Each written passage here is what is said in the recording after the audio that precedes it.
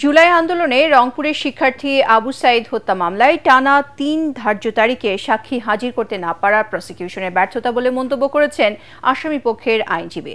আজ দিন ধার্য থাকলেও সাক্ষী হাজির না হওয়ায় সাক্ষ্য গ্রহণ হয়নি। বেগম রোকেয়া বিশ্ববিদ্যালয়ের সাবেক ভিসি হাসিবুর রশিদ সহ ৩০ জনের বিরুদ্ধে পরবর্তী সাক্ষ্য গ্রহণ ১০ নভেম্বর। এদিকে জুলাই আন্দোলনে রাজধানী রামপুরায় ছাদের কার্নিশে ঝুলে থাকা আমির হোসেনকে গুলি করা সহ দুজনকে হত্যার ঘটনায় মানবতাবিরোধী অপরাধের মামলায় চতুর্থ দিনে দুজন সাক্ষ্য দিয়েছেন।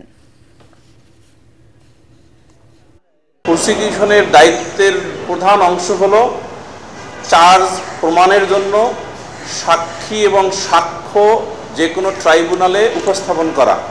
যেহেতু তারা গত ৩টি ধার্য তারিখে উপস্থাপন করতে ব্যর্থ হয়েছেন, সেহেতু আমাদের আসলে বলার কিছু নাই, শুধু ওইটুকুই আমরা বলতে পারি যে this is the failure of the prosecution to produce the witnesses before the tribunal concern.